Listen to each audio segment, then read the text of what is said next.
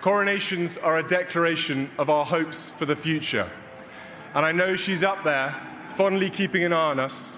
Late at night, when most of Britain was asleep, something unexpected happened inside the palace walls. Prince William, together with his wife Catherine and their 3 children, George, Charlotte, and Louis, quietly stepped outside and left the royal residence. There were no cameras, no official cars, no guards leading the way. Only the sound of hurried footsteps. To many, it looked like an ordinary family leaving their home. But to those who understood the meaning of the palace, it was a thunderclap. The palace is not just a building. It represents centuries of history, power, and tradition. Walking away from it without announcement was more than a simple move. It was a statement. By dawn, whispers spread everywhere. People wanted to know if this was only a father protecting his family, or if it was the first step of a much bigger change. Some even wondered if it could lead to abdication one day. What looked like a quiet family choice was seen as a possible turning point in royal history. While the walk out of the palace looked sudden, the truth is that it came after years of silent conflict between Prince William and his father, King Charles. On the surface, the monarchy always showed unity, respect, and order. But behind closed doors, arguments and disagreements built up. William wanted a monarchy that was closer to modern life, one that showed more honesty and compassion. Instead of strict rules, he believed people would trust the crown more if it was open and sincere. But Charles, raised with a lifetime of tradition, believed the opposite. To him, tradition was the crown's strongest shield. This difference in vision created friction.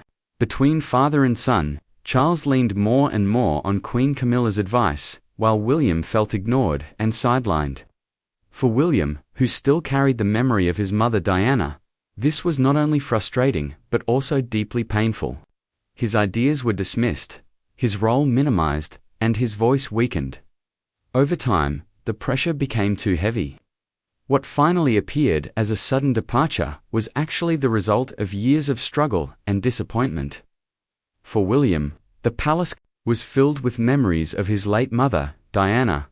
Every corridor reminded him of her, but alongside those memories, another shadow grew stronger: Queen Camilla. She was no longer only the king's partner. Her voice carried real weight in state matters, family issues, and even public appearances.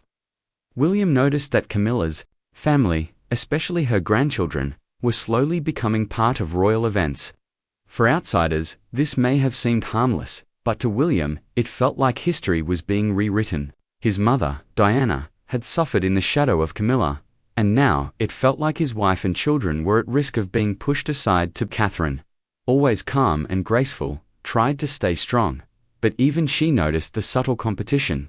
Small remarks, cold smiles, and quiet dismissals were enough to reveal the tension. William realized that this was not just about royal duties, it was personal.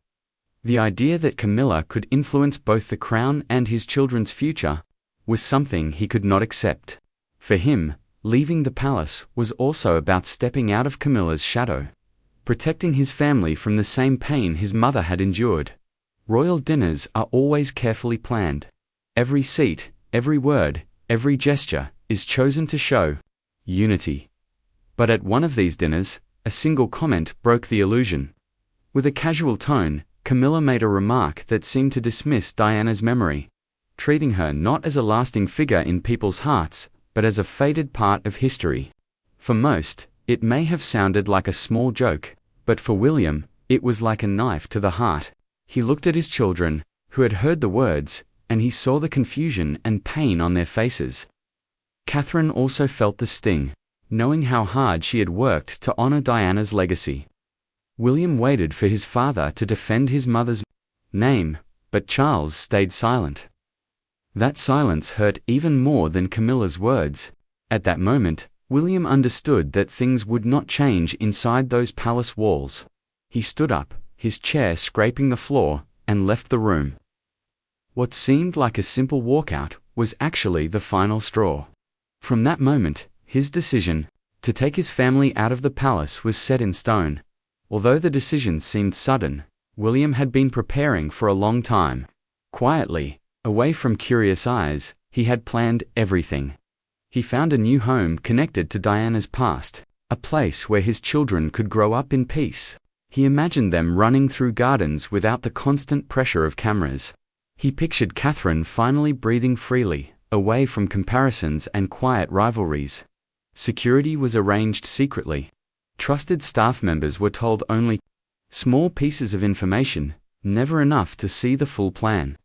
Even his closest aides had no idea of the scale of what William was organizing. By the time Camilla's remark broke his patience, everything was ready. The midnight departure was not an escape in panic. It was the first step into a life William had already prepared for his family. A life that echoed his mother's dream of freedom. As soon as the news leaked, the palace fell into chaos. Staff rushed through halls, phones rang non-stop, and hurried meetings were called. The monarchy has always been about stability and tradition, so the heir walking away with his family was a disaster for its image. Draft statements were prepared to calm the public. Some said William only wanted rest, others said it was just family time. But none of the words felt strong enough. The truth was clear to the nation: there was a real problem inside the royal family. King Charles faced an impossible choice. If he defended William, it would mean going against Camilla. If he supported Camilla, he risked breaking his bond with his son and the future king. This created divisions inside the palace. Some staff supported William's courage, others remained loyal to Charles and Camilla.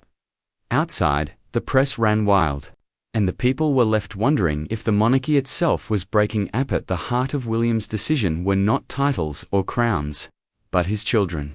Growing up in the palace, he had experienced the pressure, the cameras, and the lack of freedom. He didn't want George, Charlotte, or Louis to go through the same. George, as the eldest, was already carrying the burden of expectation. Charlotte, often celebrated for her charm, risked being used as a distraction during difficult times. And Louis, still young and carefree, deserved to keep his innocence for as long as possible. For William and Catherine, leaving the palace was about protecting their children's happiness. They wanted them to live as real children, not just as symbols of the monarchy. To them, freedom mattered more than tradition, and family came before the crown. By morning, Britain was deeply divided. Supporters cheered for William, seeing him as a brave father who chose family over duty. Crowds gathered outside with signs calling him a leader for the people. To many, this was a breath of fresh air, finally, a royal who put humanity before tradition. But others were angry. Older generations, still loyal to Queen Elizabeth's memory, believed William had acted recklessly. They felt the monarchy was bigger than personal feelings, and leaving the palace was betrayal. Around the world, reactions were just as mixed. In America, many praised William and Catherine as reformers. In Europe, commentators worried about a crisis for the crown. The debate grew louder each day, but one thing was certain: the monarchy was no longer united. The cracks were visible, and the world was watching. After days of silence, William finally addressed the public. Standing with Catherine at his side, he spoke, not as a prince following a script, but as a man speaking from the heart. His words were simple but powerful. He would not raise his children in an environment that valued image over truth. He said they deserved honesty, compassion, and freedom, things no crown should take away. He also spoke about Diana, saying that she taught him, love must come before duty. To remain silent in the face of wrong, he said, would be a kind of betrayal. His speech was emotional, but also clear. Catherine's quiet strength beside him made the moment even more powerful. When their children appeared at his side, the message became undeniable. William was not just walking away from the palace, he was redefining what leadership meant, not tradition or titles, but courage, love, and truth. Prince William's midnight departure was more than a personal choice. It was a moment that shook the monarchy and divided the nation. For some, it showed weakness and rebellion. For others, it was a powerful act of protection and honesty. Whatever side people choose, one truth is clear: the monarchy will never look the same again. By choosing his family's well-being over the strict walls of tradition. William sent a message that continues to echo: love and truth can sometimes be stronger than crowns and palaces. To truly understand why William's walk out of the palace created such a storm, one must first understand the kind of weight that comes with being an heir to the throne. From the moment he was born, William's life was not his own. Every smile, every handshake, every mistake was captured, analyzed, and stored as part of the nation's memory. Unlike most children, he could not dream freely about what he wanted to become.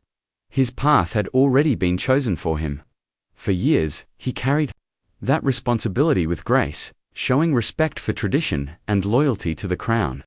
But behind his polite smiles and public appearances, William always carried the question: can I raise my children in the same environment that hurt my mother so deeply?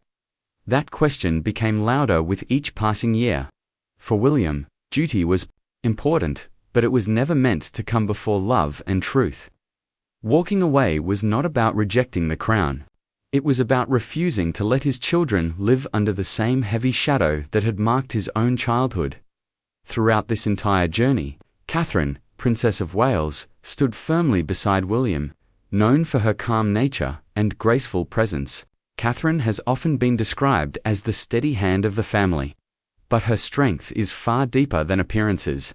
She has endured constant comparisons to Diana, quiet whispers about her role in the monarchy, and the subtle but sharp remarks from those who never fully welcomed her into the old traditions of the palace. Yet she never responded with anger or complaint. Instead, she carried herself with dignity, reminding William that patience and resilience often win battles that anger cannot. When William finally decided to step out of the palace, Catherine did not resist. She